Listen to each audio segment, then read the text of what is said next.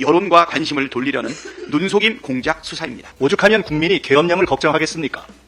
주술적 비상식이 루틴인 정권 아닙니까? 상소권을 행사하지 말라. 이런 주제넘는 훈수는 그만두시고 최혜령 특검법 등 산적한 현안 해결을 위한 민주당의 노력에 여당 대표로 적극 협조하시길 바랍니다. 내가 어쩌란 말이냐 하는 식의 국정 브리핑을 보면서 소름이 끼쳤다. 공개하지 못하는 또는 공개하기 적절하지 않은 그런 부분에 대해서도 상당히 진전된 대화와 공감이 있었다. 네, 회의를 속기합니다. 내 발언은 맨 마지막에 할 테니까. 예. 그럼 먼저 박찬대 원내대표의 발언이 있겠습니다. 헌법 부정하는 역사 왜곡 교과서 묵과할 수 없습니다. 위안부를 축소하고 독대를 장기 집권으로 미화하고 친일파를 옹호하는 괴이한 역사 교과서가 은근슬쩍 검정을 통과했습니다. 누가 봐도 분명한 역사 쿠데타 시도입니다. 친일 매국 뉴라이트가 이 정권의 기본 역사관이고 국정의 핵심 철학입니까? 일본 방위상이 우리 정부에 독도 방어 훈련을 일절하지 말라고 주문한 사실이 밝혀졌습니다. 지난해 광복절을 앞두고 독도 인근 해상에 일본 군함이 나타나 우리 군의 함정과 항공기가 출동했던 사실도 뒤늦게 드러났습니다. 이뿐만이 아닙니다. 일본 해상보안청 순시선이 독도 인근 해상에 수시로 출몰하고 있습니다. 지난 2022년과 2023년에 80차례 이상, 올해 들어서만 60차례 가까이 출몰했다고 합니다. 우리 정부의 대일 저자세 굴종 외교가 아니었다면 일본이 저렇게 노골적으로 나올 수 있겠습니까? 독도방어 훈련도 비공개로 하고 규모도 대폭 줄였습니다. 그래놓고 대통령실은 있지도 않은 독도 지우기를 왜 야당이 의심하는 것인지 저희를 묻고 싶다고 적반하장격으로 나오고 있습니다. 독도 지우기 논란이 나오는 이유는 정부의 저자세 때문이라는 사실을 대통령실만 모르고 있습니다. 영토를 수호하는 것은 대통령의 헌법상 책무입니다.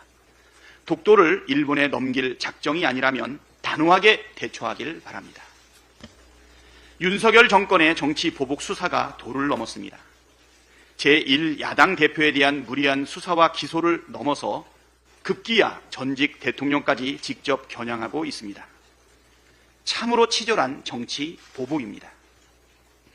의정갈등이 의정대란으로 비화되고 수많은 환자들이 응급실을 찾지 못해 뺑뺑이를 치고 있는 마당에 국민의 생명과 안전을 지킬 생각보다 정치 보복이 국정의 우선순위를 차지하고 있는 것인지 묻지 않을 수 없습니다. 민생과 국민의 생명은 관심이 없고 오직 정치 보복에만 혈안이 된 괴이하고 악랄한 정권의 행태를 강력하게 규탄합니다. 많이는 법 앞에 평등하다면서 유독 김건희 여사만 예외입니다. 김건희 앞에서는 휴대폰까지 반납하면서 황제 출장 조사를 한 검찰이 야당 인사들과 전직 대통령에 대해서는 법 앞에 평등을 주장합니다. 사람에 따라 법 적용이 수시로 바뀌는 것은 검찰 수사가 얼마나 불공정하고 편파적이며 편의적인지를 보여줍니다. 검찰의 전직 대통령을 향한 정치 보복은 전형적인 망신주기이자 국정 실패에 대한 국민의 여론과 관심을 돌리려는 눈속임 공작 수사입니다. 그렇다고 해서 김건희 여사의 주가 조작 의혹, 명품백 수수, 양평고속도로 특혜 의혹, 해병대원 수사 외압 의혹까지 수많은 범죄 의혹들이 사라지지는 않습니다. 또 그렇다고 의정 갈등으로 정권에 대한 국민적 비난 여론이 높아지는 것을 무마시킬 수도 없습니다. 우리 국민을 바보 취급하는 검찰과 정권은 반드시 국민으로부터 심판받게 될 것이라는 점을 분명하게 밝힙니다. 이상입니다. 다음으로 김민석 최고위원의 발언이 있겠습니다. 의료대란의 와중에 윤석열 정권의 정치적 우울증이 염려됩니다. 현실 부정은 전형적인 초기 증상입니다. 응급실 가봐라, 잘 돌아간다. 권력이 이런 현실 부정과 회피에 빠지면 생사람을 잡게 됩니다. 뉴라이트만 꽂으면서 뉴라이트를 모른다는 것도 근본은 현실 부정입니다. 현 대통령 부인은 황제 조사에 무혐의를 하면서 전 대통령 전 사위 조사를 법 앞에 평등이라 하는 것은 현실 부정을 넘어 판타지 중독 수준입니다. 경로, 즉 분노 조절 실패도 잘 알려진 초기 행태입니다. 여당 연찬회와 국회 개원식 불참 또한 또 하나의 전형인 고립 행태의 시작으로 보입니다. 멀쩡한 줄 알았던 교육부 장관까지 나서서 6개월만 버티면 이긴다니 정권 전반에 전염이 시작된 모양입니다.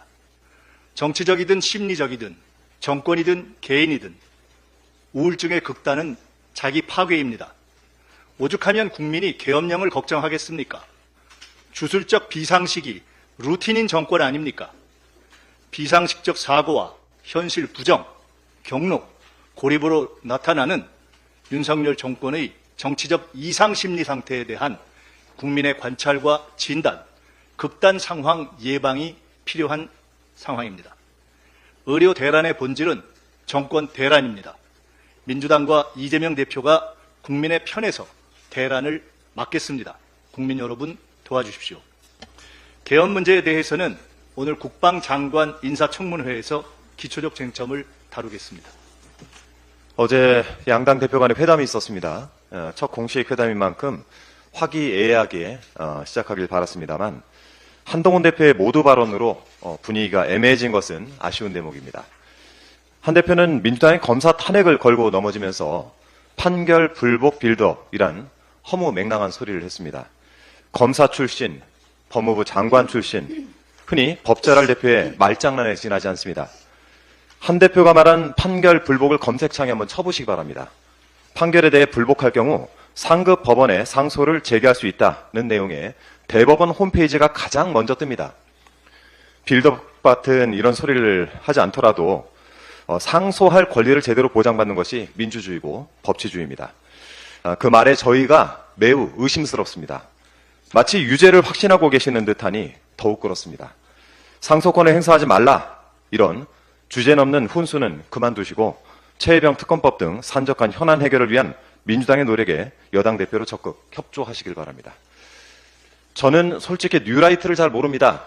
이거는 제가 하는 말이 아니고요. 윤석열 대통령이 지난 29일 국정 브리핑에서 이렇게 말을 했습니다. 뉴라이트에 대한 국민적 비판이 거세지다 보니 일단 모른다라고 잡아떼기로 전략을 짠 것 같습니다. 27일 운영위원회 전체회의에서 김태효 국가안보실 1차장이 대통령은 뉴라이트라는 의미를 정확히 모를 정도라고 주장을 했고 그로부터 이틀 뒤 대통령은 정말 모르쇠로 일관을 한 겁니다. 뉴라이트가 뭔지도 모르는데 나라의 요직에 뉴라이트 친일 매국 인사들을 빼곡하게 채워넣은 것입니다. 뉴라이트 정말 모르십니까? 내일 인사청문회를 앞두고 있는 안창호 국가인권위원장 후보자만 해도 그렇습니다. 대한민국은 1948년 한반도에서 주권이 국민에게 있는 민주공화국으로 탄생했다. 2019년 8월 23일 안창호 후보자가 기고한 컬럼의 첫 문장입니다. 대한민국 임시정부 존중한다. 그러나 식민지 상황에서 국가 기능을 완전하게 수행할 수 없었기에 건국의 완성으로 볼 수는 없다. 이번 인사청문회 서면 답변서의 내용입니다. 구구절절 완벽한 뉴라이트의 주장입니다. 뉴라이트를 모른다는 대통령에게 뉴라이트를 공부할 교과서로 안창호 후보자의 어록을 보내주고 싶을 정도입니다. 이쯤 되면 뉴라이트는 윤석열 정권의 고위 공직자가 기본적으로 갖춰야 할 덕목이자 소양이 된 것 같습니다. 왜곡된 역사관을 지닌 인물이 국민의 인권과 존엄을 어떻게 지켜낼지 걱정입니다. 민주당은 안창호 후보자를 철저히 검증하고 뉴라이트 친일 매국 세력이 이 땅에 득세하지 못하도록 지켜내겠습니다. 안창호 후보자 이야기가 나온 김에 한 말씀만 더 드리겠습니다. 안 후보자는 사무장 병원 그리고 면허 대여 약국 허용 여부에 대해서 검토의 여지가 있다는 입장을 밝혔다고 합니다. 의사나 약사관인 사람이 타인의 면허를 빌려서 병원이나 약국을 운영하는 것은 불법입니다. 단순히 직업 선택의 자유 때문에 합법화를 검토할 수 있는 사안이 아닙니다. 윤석열 정권의 일방 폭주로 의료계가 가뜩이나 들끓고 있는데 불난 집에 기름을 들이붓는 격입니다. 저는 안창호 후보자 이런 발상을 접하자마자 한 사람이 떠올랐습니다. 불법 사무장 요양병원에 투자해서 의료법인 공동이사장이 되었던 사람, 이를 통해서 요양급여 22억 원을 부정수급한 혐의로 재판을 받았던 사람, 바로 윤석열 대통령의 장모 김건희 여사의 모친입니다. 국민의 인권과 존엄을 지키는 것은 숭고한 일입니다. 그렇다고 대통령 장모의 직업 선택의 자유까지 지켜주기 위해서 불법을 합법화하는 불상사는 없기를 바랍니다. 네, 오늘 윤석열 대통령께서 국회 개원식에 87년 민주화 이후 처음으로 불참한다고 합니다. 국회 정상화를 주장을 하시는데요. 정상화해야 할 것은 국회가 아니라 대통령 자신이다. 이렇게 말씀드리겠습니다. 거부권을 밥 먹듯이 행사하면서 사실상 상시적으로 국회 의결 요건을 과반이 아니라 3분의 2로 만들고 있습니다. 이것은 실질적인 헌법 위반 행태이고 위헌적 행태를 계속 반복하고 있다. 이렇게 경고하겠습니다. 윤석열 대통령은 마이너스의 손, 도자기 박물관에 들어간 코끼리라는 얘기들이 국민들 사이에서 얘기가 나오고 있습니다.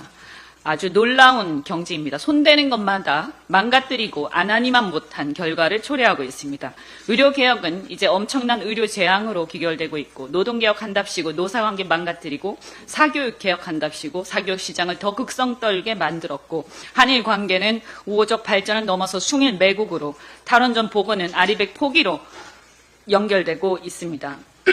부동산 정책은 공급 증대 실패로 집값 불안과 가계부채 급증으로 이어져서 내수 부진의 원인이 되고 있습니다. 연금 개혁도 자동 안정화 장치 등을 섣불리 도입한다면서 오히려 수급액이 줄어들 수 있어서 연금 토대를 무너뜨리지 않을까 걱정이 됩니다. 무슨 생각을 하는 건지 대통령이 국정에 대한 기본 이해가 부족하다 보니까 아무거나 덥석 받아서 지르고 오기로 문제 제기하면 오기로 밀어붙이면서 오히려 더 심화시키고 있습니다. 공정과 상식은 김건희 여사를 필두로 불공정과 몰상식의 상징이 되고 있습니다. 대한민국에서 가장 시급히 개혁해야 할 대상은 다름 아닌 윤석열 대통령 자신입니다. 의료 대란과 관련해서 한 말씀만 더 드리겠습니다.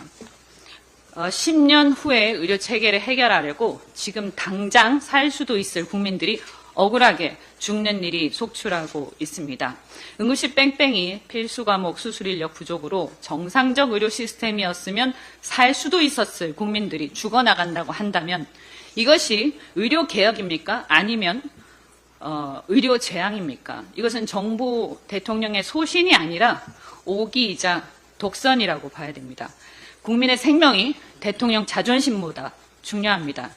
어떤 소신도 국민의 생명보다 중요할 수 없습니다. 모든 논쟁을 다 뒤로하고 국민을 우선 살리고 봐야 한다고 생각합니다. 추석을 넘기고 올해 말 내년 초가 지나면 손 쓸 수 없는 지경이 될까 봐 겁이 덜컥 납니다. 10년 후에 의사 증원시키자고 지금 당장 국민들을 죽일 수는 없습니다. 거기다가 대통령은 의료비가 내려갈 것이라고 하는데 과연 그럴 것인지 의심스럽습니다. 당장 응급실 문턱부터 올라가고 있습니다. 의료비는 이대로면 더 올라갈 것이라고 예상이 됩니다. 과연 이게 윤석열 대통령이 바라는 것입니까? 국민이 죽어나가는데도 눈 하나 깜짝하지 않고 내가 어쩌란 말이냐 하는 식의 국정 브리핑을 보면서 국민들은 저 사람이 과연 대한민국 대통령이란 말인가 라는 생각에서 소름이 끼쳤다라는 것을 말씀드립니다. 마지막으로 이재명 당대표님의 발언이 있겠습니다. 네, 어제 여야 대표회담이 아주 오랜만에 있었습니다. 토론이 아니라 회담이었다는 점을 분명하게 말씀을 드리고 공개하지 못하는 또는 공개하기 적절하지 않은 그런 부분에 대해서도 상당히 진전된 대화와 공감이 있었다 이런 말씀을 드립니다. 매우 허심탄회하고 솔직한 대화들이 오갔던 자리였기 때문에 앞으로 여야 관계에서 협력할 것은 협력하고 또 경쟁할 것은 경쟁하는 좋은 계기가 되지 않을까 기대합니다.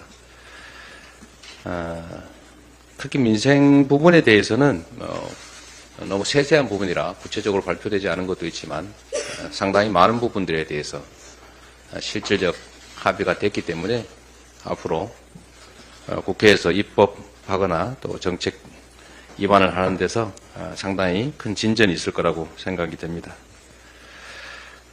특히 민생 경제 회복을 위한 각종 조치들 또는 자영업자의 부채 문제 또 가계부채 완화를 위한 조치 이런 것들에 대해서는 신속하게 입법적 성과를 내도록 하겠습니다. 오늘은 이걸로 회의를 마치도록 하겠습니다. 수고하셨습니다.